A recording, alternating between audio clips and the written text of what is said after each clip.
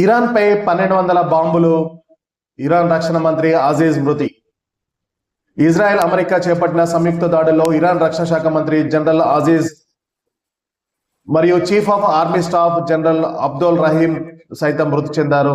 Iran రక్షణ మండలి సమావేశాన్ని లక్ష్యంగా చేసుకుని జరిగిన వైమానిక దాడిలో వీరు మరణించారని ఇరాన్ అధికారిక మీడియా IRNA ఆదివారం వెల్లడించింది. నసీర్జాదే మృతి చెందినట్లు ఇప్పటికే వార్తలు వచ్చినప్పటికీ తాజాగా అధికారిక మీడియా ధృవీకరించింది. సాయుధ దళాలకు చెందిన పలువురు కమాండర్లు కూడా మరణించారని, వారి పేర్లను త్వరలోనే తర్వాత ప్రకటిస్తామని తెలిపింది. మరోవైపు అమెరికాతో కలిసి చేపట్టిన సంయుక్త దాడుల్లో భాగంగా ఇరాన్ పై శనివారం ఒక్కరోజే 1200కు పైగా బాంబులను జారవిడిచినట్లు ఇజ్రాయెల్ వైమానిక దళం ప్రకటించింది. తమ దేశంపైకి ఇరాన్ 137 క్షిపణులు, 209 డ్రోన్లను ప్రయోగించిందని UAE రక్షణ శాఖ వెల్లడించింది. ఈ దాడుల్లో ఒకరు మృతి చెందగా 7గురికి గాయాలయ్యాయని తెలిపింది. దుబాయ్లో డ్రోన్ల శకలాలు ఇళ్లపై పడడంతో ఇద్దరు గాయపడ్డారు. ఇరాన్ దాడులతో ఇజ్రాయెల్లోని టెల్ అవీవ్లో దాదాపు 40 భవనాలు ధ్వంసమయ్యాయి.